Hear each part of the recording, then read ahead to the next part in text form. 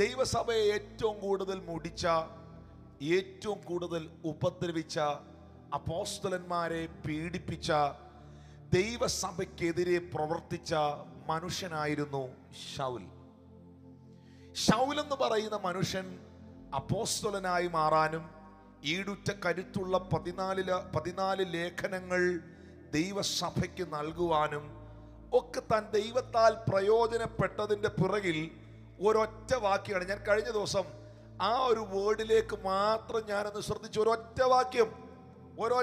കാര്യം. അത് പാസ്റ്റർ ഇവിടുത്തെ വായിക്കുന്ന സഹോദരി വായിക്കും. ഒറ്റ കാര്യം നടന്നുള്ളൂ.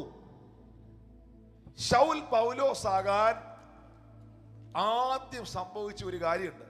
എന്നാന്നറിയോ? അപ്പോസ്തല പ്രവൃത്തി 9:3 വായിച്ചേ.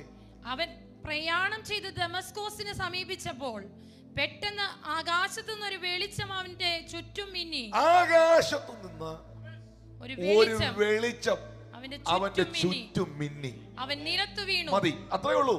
നിലത്ത് വീണതൊക്കെ പുള്ളിയുടെ ഫിസിക്കൽ കണ്ടീഷനാണ്. പുള്ളി നിലത്ത് വീണത് പുള്ളിയാ. അത് പുള്ളിക്ക് നിൽക്കാൻ പറ്റിയില്ലെന്നുള്ളതാണ്. നമ്മുടെ വിഷയം അതല്ല. ആദ്യത്തെ എൻകൗണ്ടർ, ദൈവിക ഇടപെടി ശൗൽ പൗലോസായി മാറാൻ ആദ്യം ഉണ്ടായത് അവന് ചുറ്റും ഒരു വെളിച്ചം മിന്നി. നിങ്ങൾ എന്നെ കേൾക്കുന്നുണ്ടോ? ആ വെളിച്ചത്തിന്റെ കവറിങ്ങിനകത്ത് ആദ്യം അവനെ കയറ്റി. അപ്പോ നിലത്ത് കിടന്നുകൊണ്ട് ഈ മതതീവ്രവാദി, ആയുധം വെച്ച് കീഴടങ്ങി, ഉന്നത ബിരുദധാരി, പരീക്ഷ പ്രമാണി, ശുഷ്കാന്തി സംബന്ധിച്ച് പരീക്ഷനായവൻ, ഇങ്ങനെ ഒത്തിരി ഡോക്ടറേറ്റ് ഉള്ളവൻ, ആയുധം വെച്ച് കീഴടങ്ങി നസറയത്തിലെ അച്ഛനോട് ചോദിക്കുകയാണ്, ഹൂ യു ആർ ലോർഡ്, നീ ആരാകുന്നു കർത്താവേ? അപ്പൊ കൃത്യമായ വെളിപ്പാടോ കൃത്യമായ വിശദീകരണമോ ഒന്നുമില്ല. ഒറ്റ കാര്യം പറഞ്ഞോളൂ, നീ ഉപദ്രവിക്കുന്ന നസറയനായ യേശു ആകുന്നു ഞാൻ. കാലങ്ങൾ പലത് പിന്നിട്ടപ്പോൾ, വർഷങ്ങൾ പലത് പിന്നിട്ടപ്പോൾ, സഭയോട് ക്രിസ്തു ആരെന്ന് അറിയിക്കുവാൻ വേണ്ടി കൊലോസ്യ സഭയ്ക്ക് ലേഖനം എഴുതുമ്പോ ഈ ദൈവ മനുഷ്യൻ എഴുതി വെച്ചു, ക്രിസ്തു ആരാണ്, അവന്റെ രൂപം എന്താണ്, അവന്റെ ജീവിതം എന്താണ്, അല്ലെങ്കിൽ ഹു ഈസ് ഹി, ക്രിസ്തു ആര്? താൻ മാത്രം അമർത്യതയുള്ളവനും അടുത്തുകൂടാൻ കഴിയാത്ത വെളിച്ചത്തിൽ വസിക്കുന്നവനും. പൗലോസ് പറഞ്ഞല്ലേ, അടുത്തുകൂടാൻ കഴിയാത്ത വെളിച്ചത്തിൽ വസിക്കുന്നവൻ. ഈ മനുഷ്യൻ ഇത് പറഞ്ഞത് വെളിപ്പാടിലൂടെ മാത്രമല്ല, അനുഭവത്തിലൂടെയാണ്. കാരണം താൻ പ്രയാണം ചെയ്തു വരുമ്പോ ഒരു വെളിച്ചം അവന്റെ ചുറ്റും മിന്നി. ആ വെളിച്ചം അവനെ ലോക്ക് ചെയ്തു. അവന്റെ മേലുള്ള പൈശാചികമായ തിന്മകളെ ഉടച്ചു കളഞ്ഞു. ഇത്രയേ ഉള്ളൂ. നിന്റെ തലമുറ ഈ വെളിച്ചത്തിലേക്ക് വരണം. നിന്റെ ഭർത്താവ് ക്രിസ്തുവാകുന്ന വെളിച്ചത്തിലേക്ക് വരണം. നിങ്ങളുടെ ഭാര്യ ക്രിസ്തുവാകുന്ന വെളിച്ചത്തിലേക്ക് വരണം. ക്രിസ്തുവാകുന്ന വെളിച്ചത്തിലേക്ക് വരാതെ IPC ഷാരോനി പോയോണ്ടോ ഷാരോനി AG പോയോണ്ടോ ഒരു ഗുണമില്ല. ലോഗോ മാറി എന്നേ ഉള്ളൂ, ആള് മാറിയിട്ടില്ല. ആരും മിണ്ടുന്നില്ലല്ലോ. ലോഗോ മാറി, ആള് മാറിയിട്ടില്ല. ആളിന് മാറ്റം ഉണ്ടാകണമെങ്കിൽ ക്രിസ്തുവിലായി തീരണം, യേശുവിലായി തീരണം.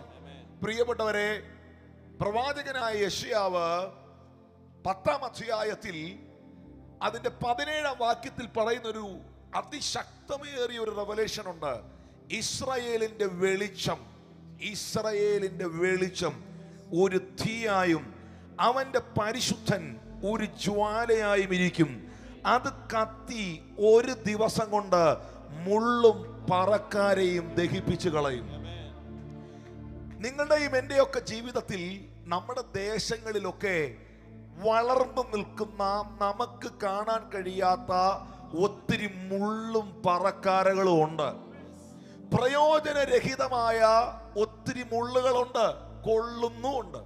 ആരും മിണ്ടുന്നില്ലല്ലോ. ഒത്തിരി മുള്ളുകളുണ്ട്, ഇതൊക്കെ ഇടയ്ക്ക് കൊള്ളുന്നുമുണ്ട്. ഒത്തിരി വേണ്ടാത്ത പറക്കാരകളുണ്ട്, ഇതൊക്കെ ഇതിന്റെ ഇടയിൽ വളരുന്നുമുണ്ട്.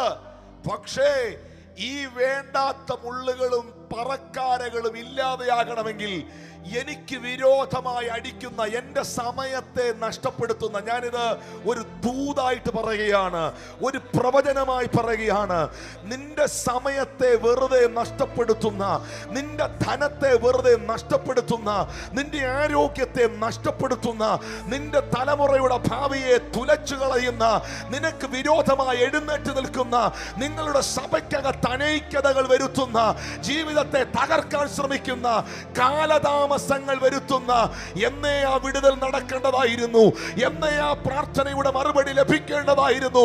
പക്ഷേ കാലതാമസങ്ങൾ വരുത്തുന്ന എല്ലാ മുള്ളുകളും എല്ലാ പറക്കാരകളും ഇന്ന് രാത്രിയിൽ ഈ വെളിച്ചം ഇതിൽ കത്തുമ്പോൾ, ദൈവത്തിന്റെ ആത്മാവിതിൽ വെളിപ്പെടുമ്പോൾ, നസ്രയന്റെ സാന്നിധ്യത്തിനകത്ത് ഇന്ന് രാത്രി അത് കത്തിപ്പോകുവാൻ എത്ര പേർ ആഗ്രഹിക്കുന്നു? അവർക്ക് ഇന്ന് രാത്രി ദൈവത്തെ ആരാധിക്കാം. അത് കത്തിപ്പോകട്ടെ. അത് മാറ്റിവെക്കുകയല്ല, അത് ഒളിച്ചു വെക്കുകയല്ല. അതിന്ന് രാത്രിയിൽ യേശുവിന്റെ നാമത്തിൽ ഒടഞ്ഞു മാറട്ടെ.